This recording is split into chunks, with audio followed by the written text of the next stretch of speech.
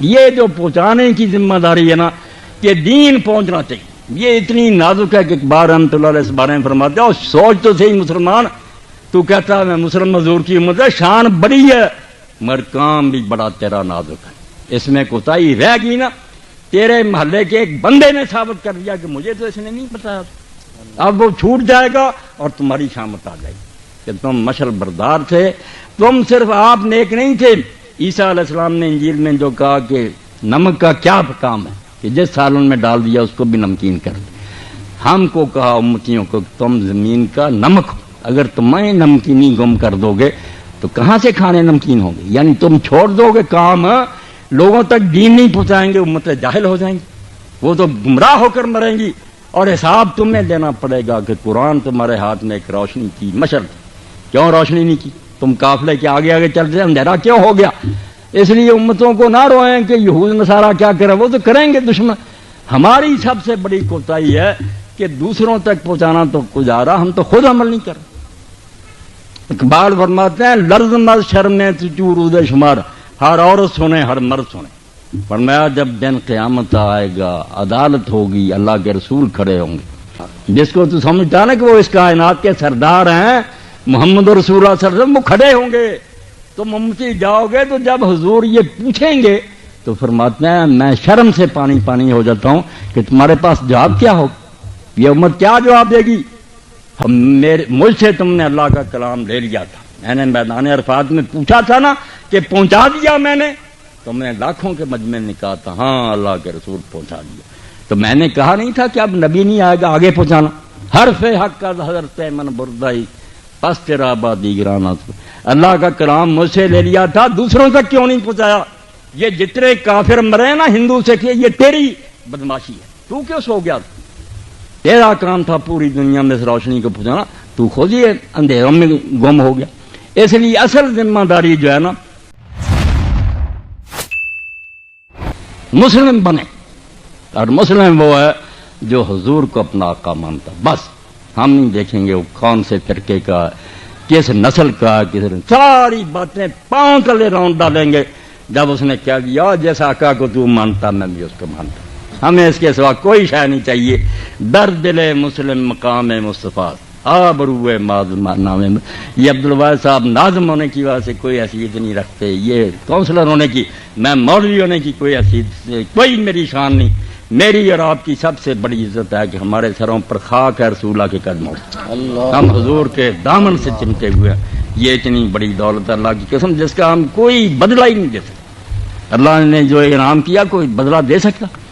بات حضور کی ہے، جدھر نظر دوڑاتے ہیں ہزاروں بلبلے ہیں جو کیا کریں گے، تعریفیں کر کر کے تھک گئے، شاعر تھک گئے، عالم تھک گئے، اور رب کی قسم وہ سمندر میں سے قطرہ بھی نہیں بیان کرتے، ساری عمریں گزر جائیں حضور کی شان نہیں بیان کرتے، جو مرتبہ حضور کو اللہ نے دیا۔ اور میں نے دیکھا کہ اس بارے میں امت میں سے کسی نے کوتاہی نہیں کی، یہ ہماری بدقسمتی ہے کہ کچھ لوگ کہہ دیتے ہیں یہ وہابی اور اہل حدیث لوگ یا دیوبندی گستاخی کرتے ہیں، وہ کہتے ہیں بریلوی کر، جھوٹی بات، ان میں سے جس کا آپ پڑھیں گے آپ کو پتہ چلے گا کہ ان میں سے ایک ایک سے بڑھ کر دوسرے سے زیادہ حضور کی عزت کر رہا، کوئی بے ادبی نہیں کر رہا، اپنا اپنا انداز ہے، سب حضور کے دیوانے ہیں، یہ ایک گلاب کے پھول پر بلبلیں ہیں جو چہک رہی ہیں، اپنا اپنا انداز، جدھر دیکھا لوگ حضور کے دیوانے نظر آئے، اس پھول پر بلبلیں جو ہیں طواف کرتی نظر آئیں، کوئی گستاخ نہیں نظر آیا، کوئی گمراہ نہیں نظر آیا، یہ لوگوں کی تنگ ظرفی اور دماغ کی تنگی ہے کہ اپنے گھروں میں بیٹھے ہیں کہ ہم ہی مسلم ہیں، دوسرے مسلم نہیں، سب مسلم۔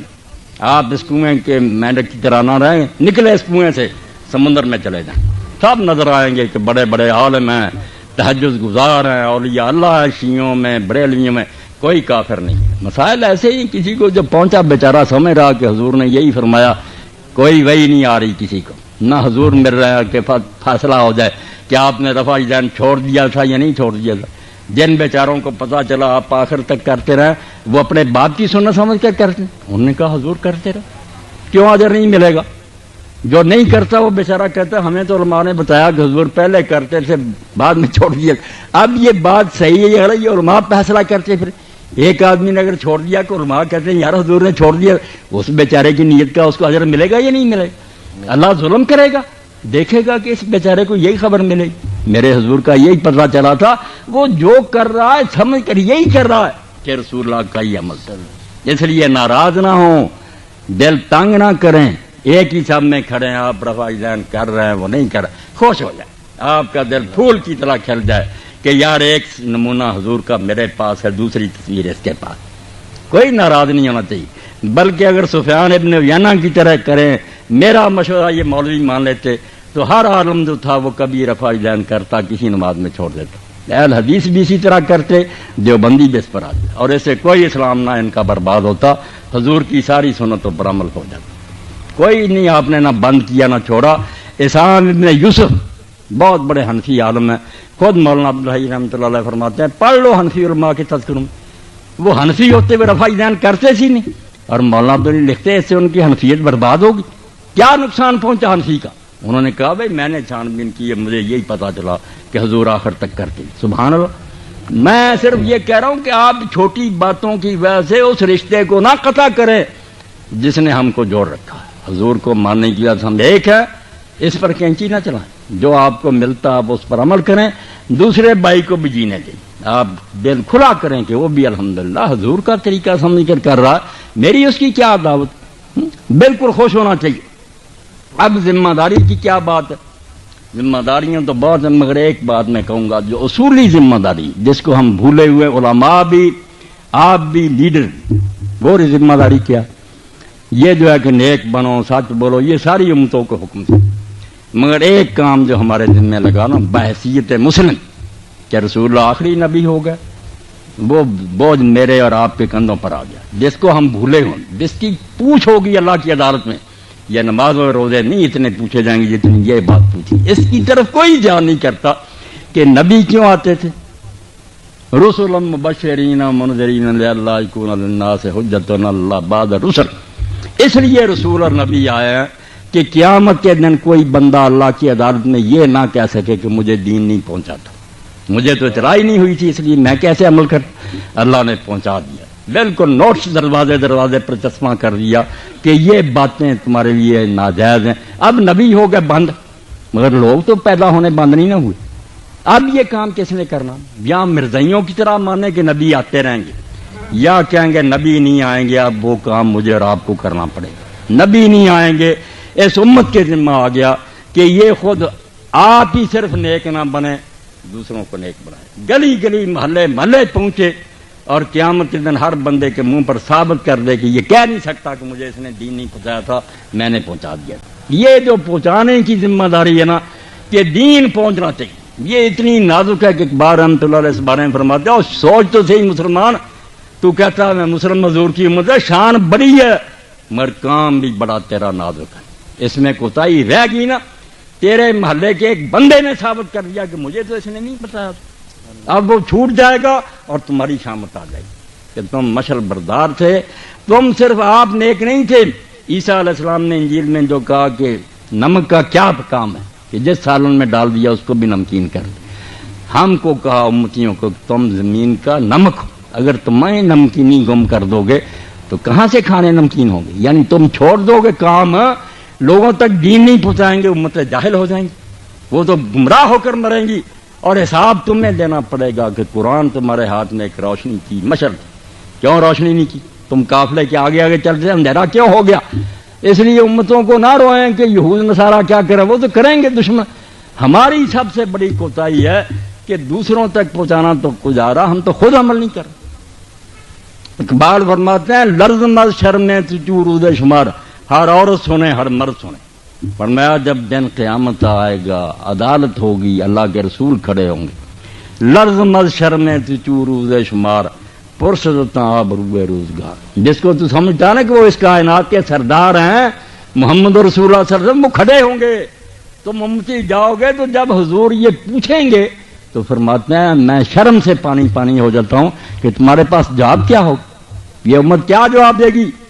حرف حق کا حضرت من بردائی بس تیرا دیگران. اور مجھ سے تم نے اللہ کا کلام لے لیا تھا، میں نے میدان عرفات میں پوچھا تھا نا کہ پہنچا دیا میں نے، تو میں لاکھوں کے مجمع نے کہا تھا ہاں اللہ کے رسول پہنچا دیا. تو میں نے کہا نہیں تھا کہ اب نبی نہیں آئے گا آگے پہنچانا. حرف حق از حضرت من بردائی پس تیرا آبادی گرانا. اللہ کا کلام مجھ سے لے لیا تھا، دوسروں تک کیوں نہیں پہنچایا؟ یہ جتنے کافر مرے نا ہندو سے کہ یہ تیری بدماشی ہے، تو کیوں سو گیا؟ تیرا کام تھا پوری دنیا میں اس روشنی کو پہنچانا، تو خود ہی اندھیروں میں گم ہو گیا. اس لیے اصل ذمہ داری جو ہے نا، بات میں نے اختصار سے بیان کی، وہ یہ ہے کہ ہر مسلم دوہری ذمہ داری ہے اس پر. خود نیک بنے اور پوری دنیا کو نیک بنانے کی اپنی پوری کوششیں اور صلاحیتیں صرف کر، رائی برابر کمی نہ چھوڑے اپنی زندگی، اپنے بچوں میں، اپنے دوستوں میں، اپنے محلے میں، جہاں جہاں تک اس کے بس میں. ناظم ہے تو اپنے علاقے میں کام کرے، عالم ہے تو اپنے دائرہ خطابت میں کام کرے، حکمران ہے تو اپنی حکومت میں کرے. اگر کسی سے یہ کوتاہی ہوگی کہ اس نالائق کی وجہ سے لوگ گمراہ مر گیا، اس نے دین نہیں پہنچایا، شامت آ جائے گی. اس کی نماز روزہ کو نہیں دیکھا جائے گا کہ رسول اللہ کے بعد دین کے وارث تو تم سے، کیوں دین نہیں پہنچایا؟ فرمایا جب اللہ کے رسول نے کہا کہ مجھ سے اللہ کا کلام لے لیا تھا، آگے کیوں نہیں پہنچایا؟ کیا جواب ہوگا تمہارے پاس؟ تو امت مسلمہ کی اصل ذمہ داری یہ ہے کہ نبوت بند ہونے کے بعد نبیوں والا کام سنبھالے. جتنا جتنا کسی کے بس میں ہے، استاد اپنے شاگردوں میں سبق پڑھانے کے ساتھ ساتھ یہ کرے. صرف وہی کتابیں رٹا دے رہے، امتحان پاس کرا کے دے دے، کوئی کام نہیں ہے. استاد صرف اس لیے نہیں، اس کی یہ بھی ذمہ داری کہ ان بچوں کے ذہنوں میں دین اتارے کہ بیٹا تم میرے پاس امانت ہو، یہ اللہ کے رسول کا دین ہے. مسلموں کو وہ سکھائے. ناظم اپنے علاقے میں صرف نہیں گلیاں لوگوں کی ٹھیک کرتا رہے، ان کی سڑکیں ٹھیک کرتا رہے، اس بات کا بھی خیال رکھے کہ میرے حلقہ نظامت میں کیا ہو رہا ہے، لوگ کیا دین کے خلاف کام کر رہے ہیں. اپنی حد تک ان کو روکنے کے لیے پورا زور خرچ کرے. اور اس سلسلے میں اگر اس کو یہ لات بھی مارنی پڑے نا، حکومت چھوڑنی پڑے، نظامت سے استعفیٰ دینا، یہ قربانی دے گا. اگر وہ کہے کبھی میں بے حمیتی اور بے غیرتی نہیں کر سکتا کہ میرے علاقے میں تم رسول اللہ کے خلاف یہ سرگرمیاں کر رہے ہو. اگر ایسا کرتے بھائی میں حضور کے سامنے جب پیش ہوں گا، حضور پوچھیں گے کہ تو میرا امتی تھا اور تیرے علاقے میں یہ میرے دین کی مٹی پلیت ہوتی رہی، تجھے کوئی غیرت نہیں آئی. اور آپ کو پتا ہے نا کہ جب اللہ نے حکم دیا تھا کہ جاؤ فلاں بستی کو اٹھ دو، اب حدیث پاک میں آتا کہ فرشتوں نے کہا اللہ یہاں تو ایک ایسا بندہ جس کے اعمال نامے میں ایک گناہ بھی نہیں لکھا، اس نے تو کبھی گناہ ہی نہیں کی. اللہ نے کہا پہلے یہی حصہ اٹھو، جہاں یہ نیک بیٹھا نا پہلے اس کو اٹھو، تباہ کر دو اس کو. فَإِنَّهُ لَمْ يَتْمَرَّ بَعْدَ جَاءُ، اس کو تو میرے دین کی خاطر کبھی غصہ ہی نہیں آیا، بے غیرت بن کر اپنے حجرے میں بیٹھا رہا، اللہ اللہ کرتا رہا، شرم ہی نہیں آئی. باہر ڈانس ہوتے رہے، شرابیں ہوتی رہیں، لوگ زنا کرتے رہے، یہ اللہ اللہ میں لگا رہا. پہلے اس کو غرق کرو حرامی کو. اس کو خیال نہیں آیا کہ مسلم جو ہے یہ دوہرا ذمہ دار ہے، بالکل ایک پولیس مین ہے یا ایک فوجی ہے. اس کی یہ ذمہ داری نہیں صفائی کی کہ خود ہی نہ برائی کرے، نہیں، بالکل یہ بھی خیال رکھے کون لوگ یہاں بغاوت کر رہے ہیں، کون حکومت کے خلاف ہے، اسی کی انہیں تنخواہیں. مسلم جو ہے نا اب حضور کی امت، آخری نبی کی امت، ہمارا اب کام دوہرا ہو گیا کہ ہم خود بھی نیک رہیں اور یہ خیال رکھیں کہ کیا ہو رہا دنیا، اس کو ٹھیک کرنے کے لیے اپنا زور لگائیں اور اس راستے میں جو قربانی دینی پڑے. تو سب سے بڑی ذمہ داری تو مسلم کی یہ ہے کہ اگر وہ حضور کو آخری نبی مانتا تو نبی تو بند ہوگا مگر وہ دین کا کام تو بند نہیں ہوا. جو قیامت کے لوگ آ رہے ہیں ان کو دین کون پہنچائے گا؟ نبی نہیں پہنچائیں گے، تم پہنچاؤ، نہیں پہنچاؤ گے شامت آ جائے گی. کوئی تمہیں یہ فخر نہیں بچائے گا حضور کی امت تھی، یہی تمہارے لیے عذاب کا سبب بنے گا کہ حضور کی امت ہونے کی وجہ سے تمہیں دوہرا کام کرنے چاہیے تھا، تم نے نہیں کیا. اور اس بارے میں 3-4 باتیں ختم کر دوں میں، جو اصل میں سب کچھ آ جائے گا اس میں. ایک بات تو یہ ہے کہ ہم دل سے حضور کے سچے ہونے کی گواہی دیں، جس کو ایمان کرتے. پہلی شہادت ہے قلبی، کسی مسلمان کے دل میں دین کی کسی بات کے بارے میں شک نہیں ہوتا. میں نے دیکھا پڑھے لکھے بچوں سے باتیں کر کے سب میرے پاس آتے ہیں، اپنے اشکال میں نے معلوم کر لیا کہ الحاد پھیل رہا. وہ زبان سے نہیں کہتے، بالکل ان کے استادوں نے، پروفیسروں نے ان کو بے دین کر دیا. وہ رسول اللہ کو جھوٹا سمجھتے ہیں، قرآن کو جھوٹا سمجھتے ہیں، طرح طرح کے اعتراض اور شک ان کے دل میں پیدا کر دیا. یہ اسکول اور کالج جو نا، یہاں حرامی بیٹھے ہوئے ہیں، شیطان کے بچے جو پروفیسر کہلاتے ہیں، ڈاکٹر، سب خبیث، بیری ہیں، مرد ہیں. ان میں سے تھوڑے ہیں نیک، زیادہ شک پیدا کرتے ہیں کہ قرآن میں یہ کیا لکھا، حضور نے کیا. یا ظالم جو مسلمان بچوں کو شک میں مبتلا کر، یہ تو پہلا ہی کام مسلم کا ختم ہو گیا. مسلم کی پہلی ذمہ داری ہے کہ اگر وہ مسلم ہے تو اپنے دل سے گواہی دے کے آسمان اور زمین کی ہر شے اپنی راہ سے ٹال سکتی ہے، مگر جو محمد رسول اللہ کی زبان سے نکلا وہ غلط نہیں ہو سکتا۔ یہ پہلی بات ہے مسلم ہونے کی حیثیت سے، اس کی ذمہ داری ہے کہ جس محفل میں بیٹھے اور کوئی بکواس شروع کرے کہ قرآن کی آیت میں یہ، اس کی زبان بند کر لے۔ کتے کیوں بھونکتا ہے؟ قرآن غلط نہیں ہو سکتا، بکواس نہیں میں سننا چاہتا۔ اللہ نے قرآن میں کہا کہ جس محفل میں قرآن کا مذاق اڑایا جا رہا ہو، دین سے ٹھٹھے اور وہاں نہ بیٹھو، اور اگر تم بیٹھے ہو میں تم کو انہیں لوگوں میں شمار کروں گا۔ تم بے غیرت ہو کر یہ باتیں سنتے رہتے۔ تو پہلی بات جو ہے کہ دل سے گواہی دو، میں بھی دوں، آپ بھی اپنے دل کو کنٹرول لیں کہ کبھی ایسا تو نہیں ہوتا کہ کوئی آیت لوگ پڑھتا ہے کہ میرے دل میں آتا کہ یار یہ تو بات نہیں صحیح، مت ہو اگر یہ پیدا ہو گیا یہ تو شیطانی بس تھا۔ ایمان اس کا نام ہے کہ دیکھا ابو جہل نے کہ ابو بکر صدیق رضی اللہ عنہ کو ڈگمگانے کا آج موقع ہے، یہ ماندانی آج یہ حضور کو چھوڑ دے۔ اس نے نبی علیہ السلام کو دیکھا کہ آپ ہجر میں کھڑے ہیں، بیت اللہ کے ساتھ ہی تھی۔ آپ نے اعلان کیا کہ میں رات عشاء کے بعد مسجد اقصیٰ گیا ہوں، آسمانوں پر گیا ہوں۔ اس نے کہا آپ یہ بات کہیں گے لوگوں کے سامنے؟ یہ ابو جہل نے سوچا کہ 2 مہینے تو بیت المقدس تک جاتے لگتے ہیں اونٹوں پر، پھر رات آسمان، یہ پاگل ہو گیا اور یہ جھوٹا۔ اب وہ حضرت ابو بکر صدیق رضی اللہ عنہ سے ملا، اس نے کہا ابو بکر تیرا ساتھی ہے وہ تو یہ کہہ رہا کہ میں رات گیا ہوں مسجد اقصیٰ اور وہاں سے آسمانوں پر گیا۔ انہوں نے کہا وہ کہتا ہے یہ بات۔ اب وہ بڑا خوش ہوا۔ ہاں اس نے کہا یہ جو اس نے پوچھا ہے نا بالکل یہ بھی ڈور گیا، یہ کہے گا کہ اگر کہتا پھر تو وہ جھوٹا، یہ تو ہو ہی نہیں سکتا۔ اس نے پوچھا اور اس نے حضرت صدیق اکبر کہ کیا کہتا ہے وہ یہ بات؟ انہوں نے کہا ہاں کہتا ہے، اور اگر تجھے یقینی چل میرے ساتھ۔ وہ حتیم میں کھڑا کہہ رہا تو حضرت ابو بکر صدیق نے کہا یہ پہلی ذمہ داری مسلم کی، لین قال او صدق، اگر وہ کہہ رہا تو سچ کہتا، پھر شک کی کیا بات؟ ہاں سوال ہی نہیں پیدا ہوتا غلط ہونے کا۔ یہ ایمان ہے، اس میں ہی ہم اب ڈگمگا رہے ہیں، نعوذ باللہ۔ اس تعلیم نے ہمارا بیڑا غرق کر دیا۔ پڑھے لکھے بچے استاد شک میں پڑے ہوئے کہ نہیں قرآن میں تو ہے مگر نہیں یہ ماننے والی بات نہیں ہے۔ اور بھائی مسلم ہونے کی حیثیت سے تو ذمہ داری ہے تمہاری کہ ساری دنیا شک کرے، تم کہہ دو نہیں سارا جہان جھوٹا ہو سکتا، قرآن نہیں جھوٹا ہو سکتا، محمد رسول اللہ صلی اللہ علیہ وسلم جھوٹے نہیں ہو سکتے۔ یہ پہلی ہے گواہی جو دل سے دینی، اور دوسری گواہی زبان سے کہ جس محفل میں بیٹھو جہاں موقع ملو تم اعلان کرتے جاؤ کہ دین نے یہ کہا، اسلام نے پہنچاؤ اس کو۔ اور تیسری ذمہ داری گواہی، پھر عمل سے اس کو سچا ثابت کرنا۔ دل سے مانو، زبان سے اعلان کرو، پھر وہ کرو پریکٹیکلی۔ اور یہی بات امام جعفر صادق علیہ السلام نے کہی، ہم بات کرتے ہیں زبانوں سے، میں بھی زبان سے کرتا ہوں، بچے کانفرنس سے، اور اثر خاک بھی نہیں ہوتا، کوئی نہیں بدلتا، کسی پر اثر نہیں، کیونکہ منہ سے ہو رہی بات، کرتا نہیں کوئی، مولوی تک نہیں کرتا، اب اثر کیا ہو؟ امام نے فرمایا بڑی پیاری بات کہی، کونوا دعاۃ الناس بالخیر بغیر السنتکم، لوگوں کو کبھی دین کی دعوت زبانوں سے نہ دو، بند کر لو زبان، کوئی بات نہ کیا کرو، کوئی درس نہ دیا کرو۔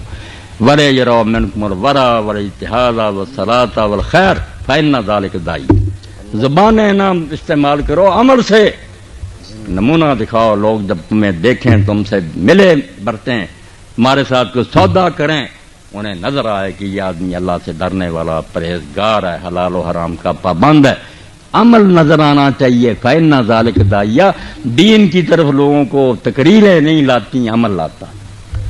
اور آپ نے دیکھا کہ ایک شخص مدینہ منورہ گیا، امام جعفر صادق رحمۃ اللہ علیہ سے ملا، غیر مسلم تھا، اسلام لے آیا، اس کی ایک والدہ ہی تھی وطن میں اور کوئی نہیں تھا۔ جب وہ واپس جانے لگا تو اس نے کہا امام میں اپنے علاقے کو جا رہا ہوں۔ آپ نے فرمایا تیرا کوئی قریبی ہے؟ اس نے کہا صرف والدہ۔ آپ نے فرمایا اس کو جا کر بالکل نہیں بتانا کہ میں اسلام لے آیا ہوں، نہ اس کے سامنے نماز پڑھنا، بوڑھی ہے، اس کو بہت تکلیف پہنچے گی کہ اس نے باپ دادے کا دین چھوڑ دیا۔ تو صرف یہ کرنا کہ اس کے ساتھ سلوک بہت نیک کرنا، اس کا بہت ادب کرنا، پہلے سے بھی زیادہ اس کی عزت کرنا۔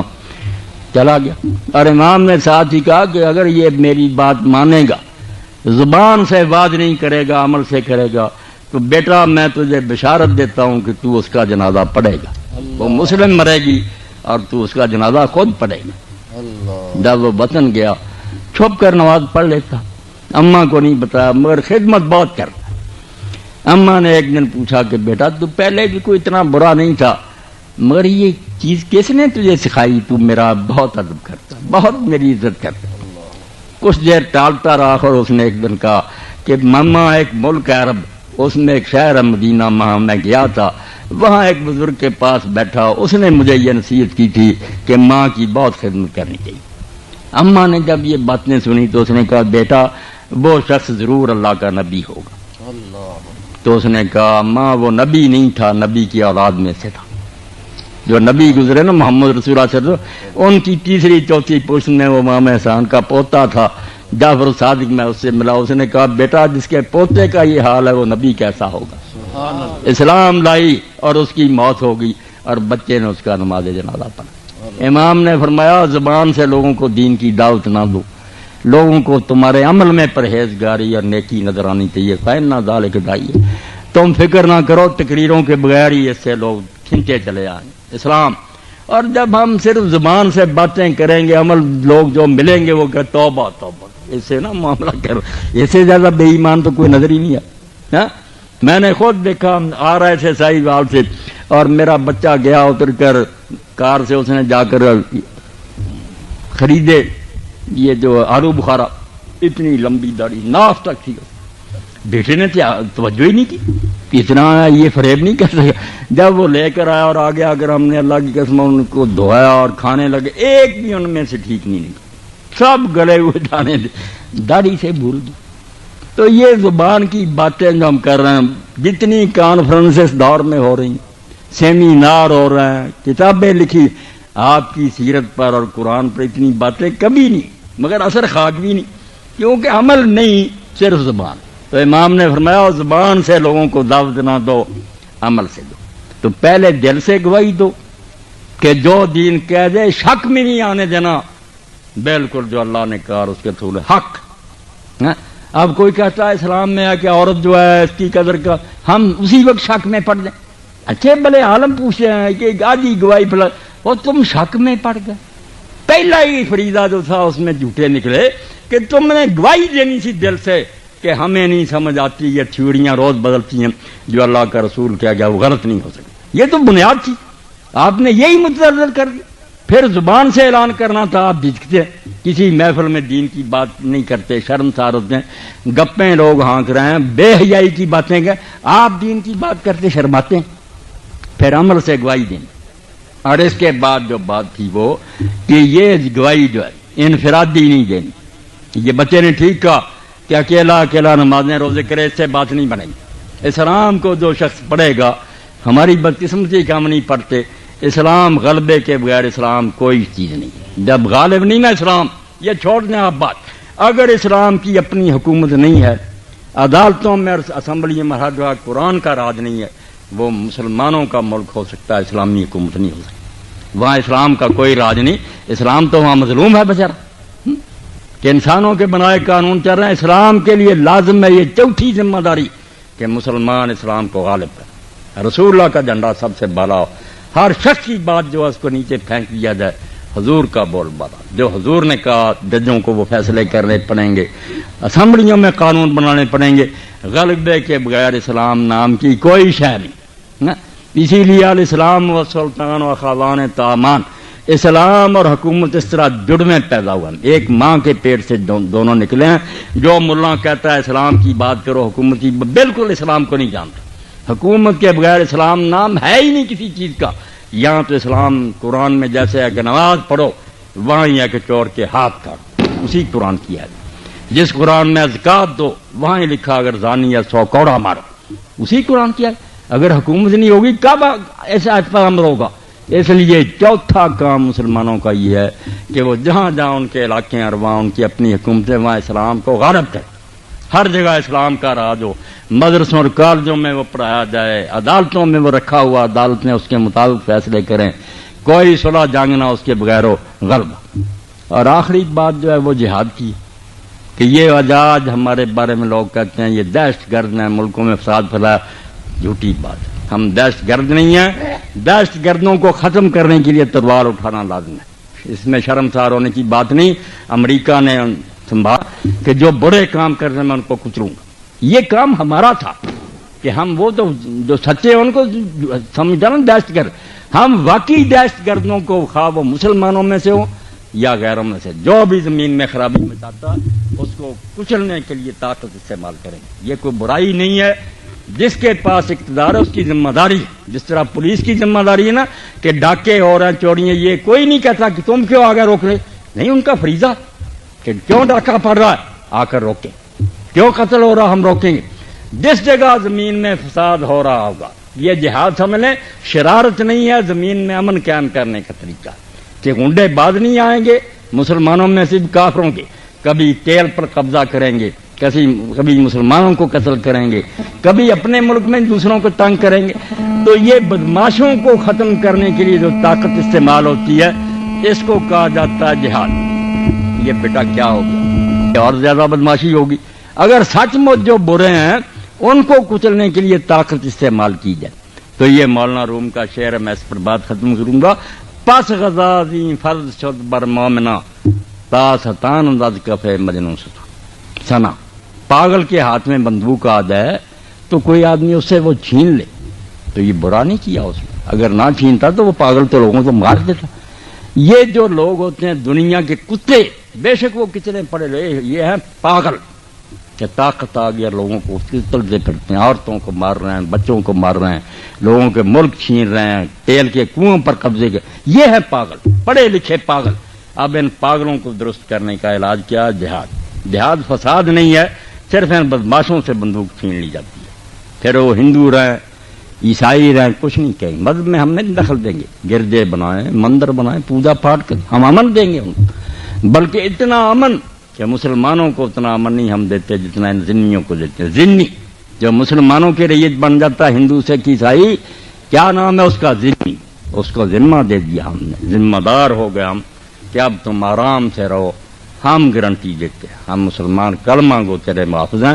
اور حضور صلی اللہ علیہ وسلم نے اس بارے میں فرمایا کہ 3 گروہ ایسے ہیں جن کے خلاف دن قیامت کے میں مدعی بنوں، حضور کیس لڑیں گے امتیوں کے خلاف۔ ان میں سے ایک وہ ٹولہ ہے جو مسلمان علاقے میں رہنے والے یہود، نصارہ، ہندو، سکھ، جن کو ہم نے یہ دے دیا تھا کہ تم ہماری رعیت بن جاؤ، ہم تمہارے محافظ۔ ان ذمیوں سے جس نے بدسلوکی کی، اللہ اکبر، حضور نے کہا میں مقدمہ لڑوں گا اس کے خلاف کہ ظالم، میرا نام دے کر تم نے انہیں اپنے ملک میں رکھا تھا کہ اللہ رسول کا وعدہ، ہم تم نے ان سے بدسلوک، وہ ہماری مسجدیں گرا دیں، مسلمانوں کو گجرات میں قتل کریں، ہم نہیں یہ کر یہاں نہیں کر سکتے، بالکل غلط بات، ہم یہاں کے ہندوؤں کو ماریں، ان کے مندر گرا دیں، ظالم ہوں گے وہ کافر جو مرضی کا، ہم نہیں کر سکتے، ہم رسول اللہ کی امتی ہیں، یہ ہماری رعیت ہے، بے انصافی نہیں، ذمی گارنٹیڈ، گارنٹی دی اسلام نے نہیں کہ تم نہیں چھیڑ سکتے۔ صرف کرنا کیا، طاقت کس لیے استعمال کرنی ہے؟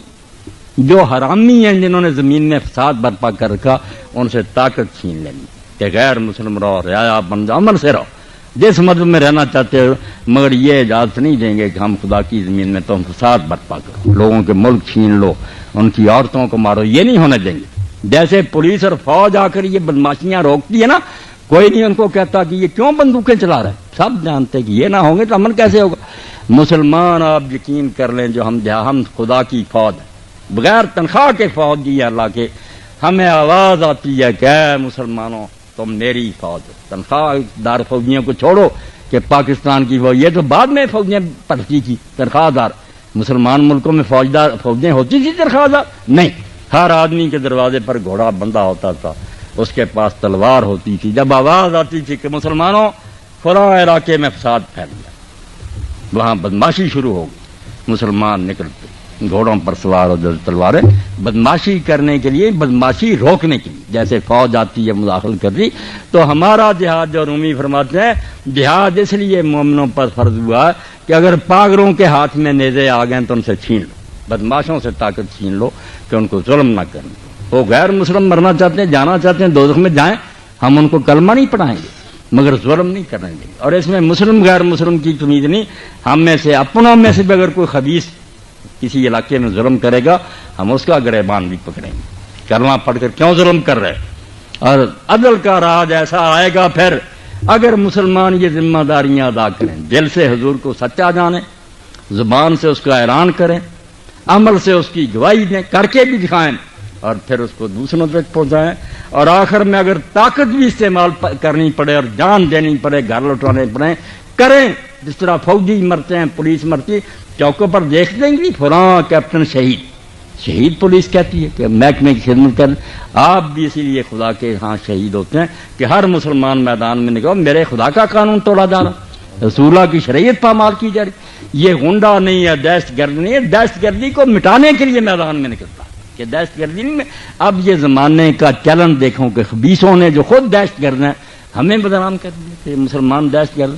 مسلمان تو کسی کو حق مار ہی نہیں سکتا, کسی عورت کو نہیں مارتا, بچے کو. جب حضور نے اعلان کیا جنگ احد میں کہ ہے کوئی جناب میری تلوار کا حق ادا کرے, میری تلوار لے, اب کون لیتا؟ حضور کی تلوار. فرمایا میری تلوار لینی اور حق ادا کرنا ہے نبی کی تلوار کا. تو حضرت ابو دجانہ نے کہا کہ اللہ کے رسول اس کا کیا حق ہے؟ فرمایا نہ یہ بچے پر چلنی چاہیے نہ عورت پر چلنی چاہیے. جو تندرست اور جوان مقابلے صرف اس کو قتل کرنا, عورت آئے بچہ نے, کتنی دشمن ہو کافر کی چھیڑ نہیں سکتی.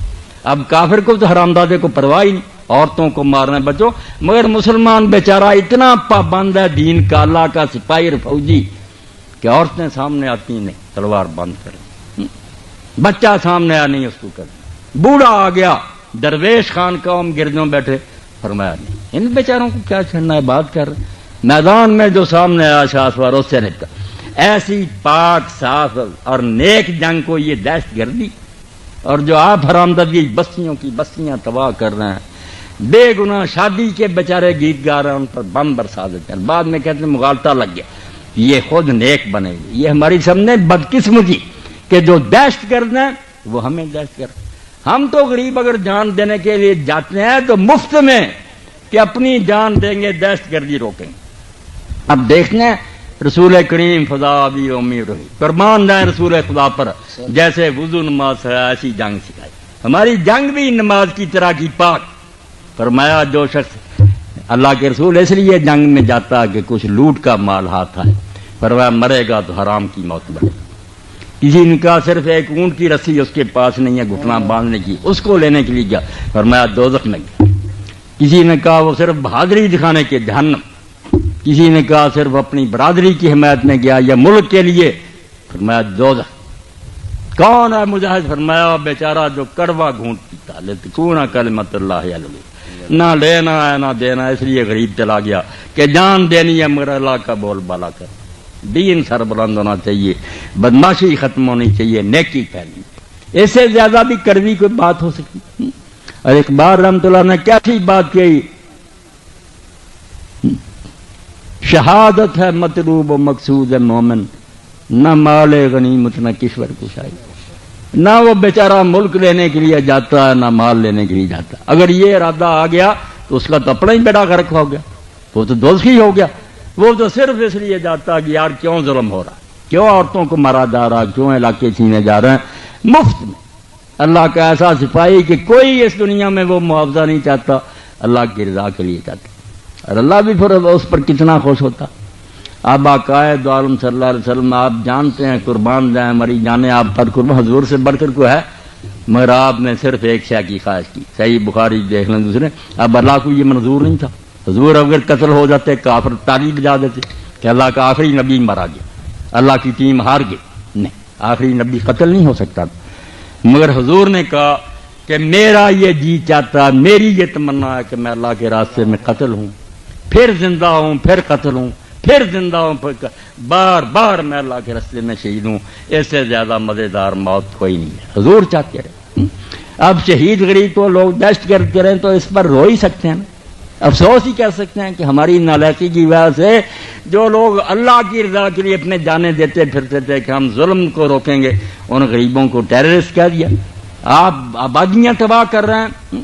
آپ کے کارنامے تو ابھی تک وہ وہاں جاپان میں موجود ہیں. کس نے بم چلائے تھے وہاں ہیروشیما اور ناگاساکی، آج تک وہاں لاکھوں مر گئے، بچے پیدا ہو رہے ہیں معذور۔ آپ نے تو وہ کارنامے کیے، بے گناہوں پر بم پھینکے، اور ہمیں کہتے ہیں مسلمان دہشت گرد۔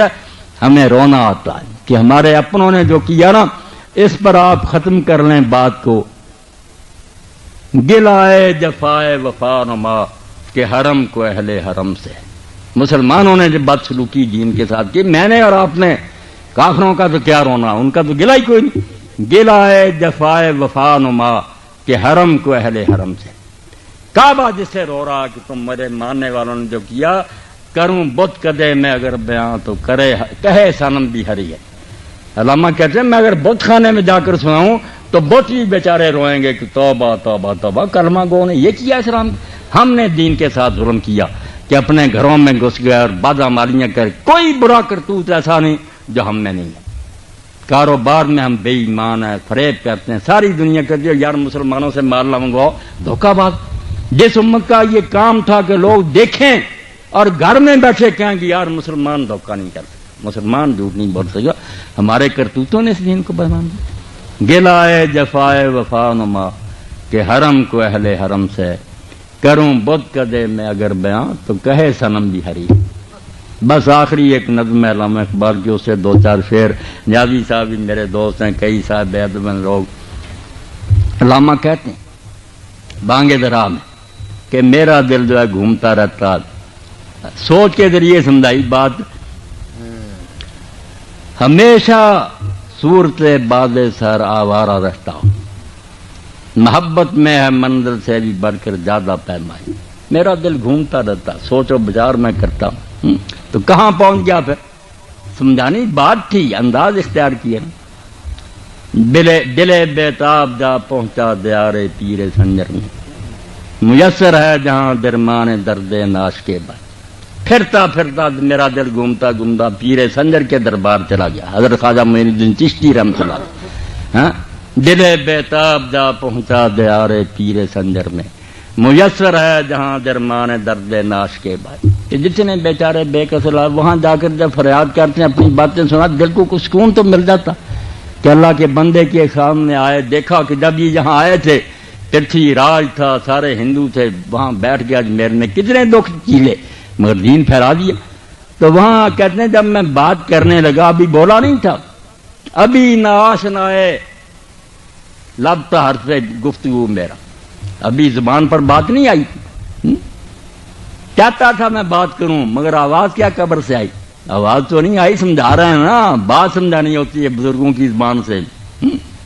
ابھی نہ آشنائے لب تا حرف گفتگو میرا، تو کیا آواز آئی ہے، یہ مرکز سے صدائی حرم کے، سن لیں میں اور آپ، اب کعبہ چیخ رہا ہے، روضہ رسول سے یہ آواز آ رہی ہے، ہم کان بند کر رہے ہیں، تو الگ بات، شرم کرنی چاہیے کہ اللہ رسول کتنے ناراض ہیں ہم سے۔ تو کہتے ہیں پیر سنجر کے سامنے جب میں کھڑا ہوا، یہ مرکز سے صدائی حرم کے رہنے والوں کو، شکایت تجھ سے ہے اے تارک آئین آبائی، تو نے اپنے سلف کا طریقہ چھوڑ دیا، تو صحابہ اور تابعین کے دین پر نہیں رہا، اس لیے تو سے حرم بیدار، مکہ ناراض ہو گیا، تو حج کرتا پھر عمرہ کرتا پھر کچھ نہیں، تجھے کچھ نہیں ملتا، لعنت ملتی۔ یہ مرکز سے صدائی حرم کے رہنے والوں کو، شکایت تجھ سے ہے تارک آئین آبائی، کون سا دین لیے پھرتا تو، نہ صحابہ والا دین، نہ وہ جہاد، نہ کوئی نہیں، کوئی کرتوت نہیں تیرا۔ پھر کہتے ہیں تیرا کیس کیوں کر ہو گیا جوش جنون ٹھنڈا، کہ لیلا میں تو ہیں اب تک وہی انداز لیلائی، دین میں تو وہی حسن ہے، حضور اسی طرح خوبصورت ہیں، مگر تیرا شوق ٹھنڈا ہو گیا۔ مسجدیں ویران ہیں، بازار بڑے، اذان ہوتی ہے، آپ دیکھتے ہیں 1000 میں سے ایک آدمی اٹھ کر جاتا، باقی کافر ہیں، حضور کو نہیں مانتے، یہ اذان انہیں پتہ نہیں حضور نے دلوائی ہے، نہیں جاتے۔ اس لیے کہا تیرا کیس کیوں کر ہو گیا، اور تو مجنون بنا ہوا تھا، تیرا کیس کیوں کر ہو گیا جوش جنوں ٹھنڈا، کہ لیلا میں تو ہے اب تک وہی انداز لیلائی، نہ حرف لا الہ تیری زمین شور سے ٹوٹا، جیسے کلر زمین ہے نا، وہاں لوگ بیج بوتے نہیں اگتا، ختم رسایا مسلمان، تیرا دل بھی کلر ہو چکا، اس میں لا الہ نہیں اگتا، توحید نہیں سماتی، دین کا کوئی نہیں اگتا، نہ حرف لا الہ تیری زمین شور سے پھوٹا، زمانے بھر میں رسوا ہے تیری فطرت کی ناز آئی۔ ساری دنیا میں دہائی مچ گئی کہ مسلمانوں کے دل بانجھ ہو چکے، ان میں کوئی خیر باقی نہیں رہا، کافر بھی تانے دے رہے ہیں، مسلمان بھی دیکھ رہے ہیں، واقعی کرتوت کوئی نہیں رہا۔ پھر کہتے ہیں تجھے معلوم ہے غافل، یہ آج کی تقریر کا آخر ہے، تجھے معلوم ہے غافل کہ تیری زندگی کیا ہے۔ اے مسلمان کبھی سوچا بے وقوف کہ تو کیا بن چکا؟ فخر کرتا میں حضور کا امتی ہوں، نہیں، تجھے معلوم ہے غافل کہ تیری زندگی کیا ہے۔ کنشتی ساز معمور نواحا ہے کلیسائی، ساز جو تیرا ہے وہ یہودیوں کا بنایا ہوا، جو اس میں نغمے بھرے ہوئے وہ عیسائیوں کے، تو کافروں کی باتیں تیرے دل میں سما گئیں، اسلام کوئی نہیں رہا۔ تجھے معلوم ہے غافل کہ تیری زندگی کیا ہے، کنشتی ساز معمور نواحا ہے کلیسائی، ہوئی ہے پرورش آغوش بیت اللہ میں تیری۔ وہ پلا بڑا تو تھا تو دین کی گود میں، رسول اللہ کی باتیں ماؤں سے سنتا رہا باپوں، مگر بن کیا گیا؟ ہوئی تھی پرورش آغوش بیت اللہ میں تیری، دل شوریدہ ہے لیکن صنم خانے کا سودائی، مگر تو اب بتوں کا پجاری بن گیا، دین کو چھوڑ دیا۔ اور آخری شعر میں کہا کہ اب اگر سننی ہے بات سن لا مجھ سے، اقبال نے ایک فارسی شاعر کا کلام کا کہ بعد آنا تو آ جا،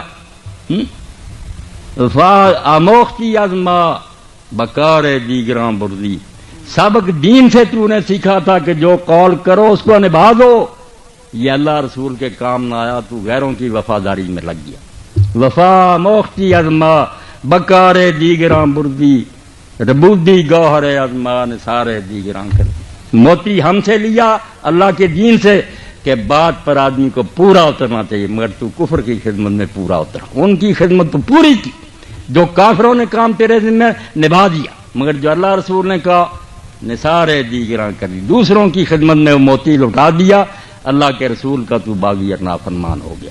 تو میں آپ سب حضرات کا شکر گزار ہوں، میاں عبد الواحد کا بھی شکر گزار ہوں، اللہ انہیں پھر یہ توفیق دیتا رہے اور مجھے اور آپ لوگوں کو بھی توفیق دیتا رہے۔ یقین جانے کوئی محفل، کوئی مجلس، کوئی مدرسہ، کوئی خانقاہ جہاں اللہ کے رسول کی بات ہوتی اس سے بڑھ کر کوئی محفل خوش قسمت نہیں، ساری محفلیں بے رونق ہیں، ویران ہیں، خوشا مسجد و مدرسہ خانقاہ کہ در و بود قیل و قال محمد، جہاں حضور کی بات ہوگی یقین جانے آپ نے آب حیات پی لیا، خضر کی طرح کی زندگی مل گئی، اب نہیں موت آئے گی، اب قرآن حدیث نہیں سنیں گے، آپ مردہ ہے، کھاتے پیتے پھریں، سوٹٹ بوٹٹ پھریں، کچھ نہیں، دین کے لحاظ سے آپ بالکل مردہ لاش ہیں۔ دین اسی شخص کے پاس ہے، کنگال ہو، فقیر ہو، غریب ہو، مگر اس کے سینے میں ایک دولت ہے جس سے وہ اپنے آپ کو غنی سمجھتا ہے، میرے جیسا کوئی مالدار نہیں، وہ کیا دولت ہے جس کو یہ کافر چاہتے ہیں، ساری دنیا لگی ہوئی ہے، اور اس وقت یہ حرامی باز آئیں گے جب ہم یہ چیز دل سے نکال دیں گے، توبہ وہ نہ وقت آئے۔ کیا کہتے ہیں یہ غلیظ، یہ فاقہ کش کے موت سے ڈرتا نہیں ذرا، سبق دیتا شیطان ان چیلوں کو، بش کو، بلیر کو کہ کر دو مسلمانوں کے بارے میں، یہ فاقہ کش کہ موت سے ڈرتا نہیں ذرا، یہ رسول اللہ کو امتی بھوکا رہے، ننگا رہے، یہ جانے دیتا ہے، روح محمد اس کے بدن سے نکال دو۔ ان کو یہ سبق دیا ہے کہ سلیبس بدل دو، سکول اور کالجز کے کورس بدل دو، تاکہ روح محمد ان کے جسم میں سے نکال دو، اللہ وہ وقت نہ لائے۔ بس ایک ہی چیز میرے اور آپ کے پاس ہے، ہم سب کچھ کھو دیں، گم کر دیں، مگر رسول اللہ کا نام ہمارا دل پر لکھا رہے، سب سے بڑی بات۔